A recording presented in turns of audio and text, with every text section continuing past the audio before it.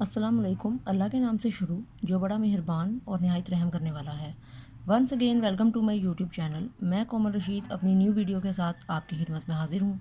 उम्मीद है कि आप सब खैरियत से होंगे और हमारी आज की वीडियो भी आपको पसंद आएगी। मेरी आज की video addition and subtraction of more than two fractions से रिलेटेड है, जिसमें हम सेम डिनोमिनेटर्स के केस को भी डिस्कस करेंगे और डिफरेंट डिनोमिनेटर्स के केस को भी डिस्कस करेंगे।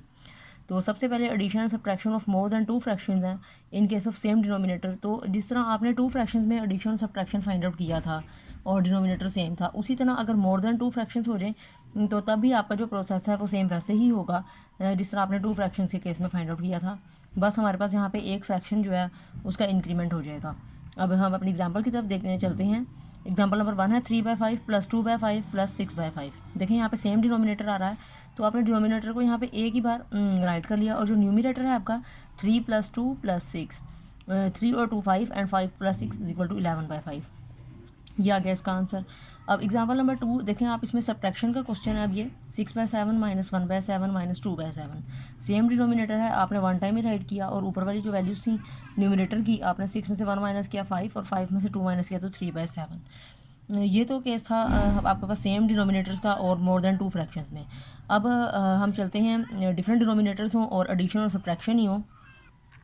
जी, यहाँ पे हमारे पास जो केस है addition and subtraction of more than two fractions in case of different denominators हैं। अब देखें एडिशन केस जो है आपका ये भी उसी तरह से होगा और सब्ट्रैक्शन केस भी उसी तरह से होगा जिस तरह आपने टू फ्रैक्शन के केस में आपने क्वेश्चन को सॉल्व किया था। अब एग्जाम्पल नंबर 1 है, देखें 2/3 + 3/4 + 4/5। तो मेथड 1 और मेथड 2 हमने तब भी डिस्कस किए थे और अब भी हम मेथड 1 और मेथड 2 को डिस्कस करेंगे। मेथड 1 में आपने क्या करना है, सबसे पहले आपने एलसीएम ले लिया जो इनके डिनोमिनेटर्स हैं 3, 4 एंड 5, उसी तरह से जिस तरह आपने एलसीएम मैंने पिछली वीडियोस में भी लेना सिखाया था। अब यहाँ पर देखें कि एलसीएम 3, 4 एंड 5 जो है वो आपके पास आया है 60। अब जो आपने पहली फ्रैक्शन ले ली 2/3, अब आपने ये देखना है कि 3 के टेबल में 60 कैसे आएगा। अगर आप 3 को 20 से मल्टीप्लाई करते हैं तो 60 आ जाता है। इसी 20 से आपने ऊपर जो न्यूमिनेटर है यानी कि 2, आपने उसको भी मल्टीप्लाई करना है, तो यहाँ पे 22 ज़ा 40 आ जाएगा।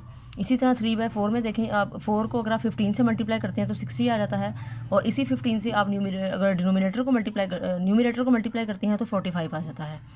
इसी तरह 5 को अगर आप 12 से मल्टीप्लाई करते हैं तो 60 आ जाता है और 4 को अगर आप 12 से मल्टीप्लाई करते हैं तो 48 आ जाता है। अब ये जो फ्रैक्शंस जो यहाँ पर डिफरेंट डिनोमिनेटर्स में थी, जब हमने ये मल्टीप्लाई वाला प्रोसेस किया है तो हमारे पास ये सेम डिनोमिनेटर के साथ हो गई। आपने 40 + 45 + 48 को ऐड किया और 60 पे यहाँ पे डिवाइड किया और हमारे पास इसका आंसर मिक्स्ड फॉर्म में आ गया। ये तो था मेथड नंबर 1। अब यहाँ पे ये है मेथड नंबर 2। मेथड नंबर 2 भी उसी तरह से है। सबसे पहले हम लोगों ने एलसीएम ले लिया, उसके बाद आपने ये देखना है कि जो 60 है, 3 के टेबल में 60 कहाँ पे आता है, 20 पे। इस 20 से आपने 2 को मल्टीप्लाई कर देना है। फिर 4 के टेबल में 60 कहाँ पे आता है, 15 पे। आपने 15 से 3 को मल्टीप्लाई कर देना है। फिर 5 के टेबल में 60 कहाँ पे आता है, 12 पे। तो 12 से आपने 4 को मल्टीप्लाई कर देना है। अब 22 दा 40, 15 3 दा 45 और 12 4 दा 48, 60। और आपने उसी तरह से डिवीजन का जब प्रोसेस किया तो ये 2 13/60 मिक्स फॉर्म में उसका आंसर आ गया, जो कि सेम ही है मेथड 1 से। इसी तरह यहाँ पर देखें, ये अब सब्ट्रैक्शन का केस है और डिफरेंट डिनोमिनेटर्स हैं। ये भी मेथड 1 और मेथड 2 से हम सॉल्व कर सकते हैं। इसका भी सेम प्रोसेस वही है, सिर्फ फ़र्क ये है कि यहाँ पर हमने प्लस के बजाय माइनस कर देना है। ये उसी सब्ट्रैक्शन केस का मेथड नंबर 2 है। इसमें भी देखें उसी तरह से हमने एलसीएम फाइंड आउट किया, बस यहाँ पर प्लस की जगह हमने माइनस कर दिया और आपका जो आंसर है वो आ जाएगा। यहाँ पर मैंने कुछ क्वेश्चन सॉल्व किए हैं, डिफरेंट डिनोमिनेटर्स के हैं, मोर देन टू फ्रैक्शंस हैं और इसमें प्लस के क्वेश्चंस भी होंगे और माइनस के क्वेश्चंस भी होंगे। क्वेश्चन नंबर 2, क्वेश्चन नंबर 3, आप मेथड 1 या मेथड 2 में से कोई भी एक मेथड आप यूज़ कर सकते हैं। जो आपको इजी लगे आप वही मेथड अप्लाई कर लें। जैसे अब ये माइनस का क्वेश्चन है और मैंने मेथड यहाँ पे 2 अप्लाई किया है।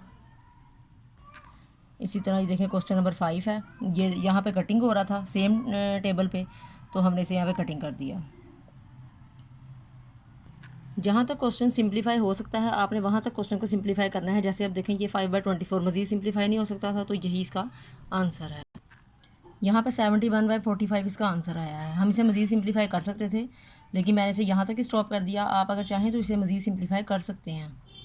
मज़ीद सिंप्लीफाई अगर आप करेंगे, अगर आपका न्यूमिनेटर ग्रेटर है और डिनोमिनेटर अगर स्मॉलर है, तो आपका जो आंसर है वो मिक्स्ड फॉर्म में आ जाएगा। जैसे यहाँ पे 83/60 था, मैंने इसे मज़ीद सिंप्लीफाई किया तो आंसर 1 और 23/60 आ गया। क्वेश्चन नंबर 10 देखें, यहाँ पे जो न्यूमरेटर था वो ग्रेटर नहीं है डिनोमिनेटर से, तो हमने उसको यहीं पर स्टॉप कर दिया। यहाँ पे मज़ीद सिंप्लीफाई हो सकता था तो हमने इसे मज़ीद सिंप्लीफाई कर दिया है। उम्मीद है कि हमारी आज की वीडियो भी आपको पसंद आई होगी। इंशाल्लाह बहुत जल्द अपनी न्यू वीडियो के साथ आपकी खिदमत में फिर हाजिर होंगी। तब तक के लिए अपना बहुत ख्याल रखिएगा और दुआ में याद रखिएगा। अल्लाह हाफिज़।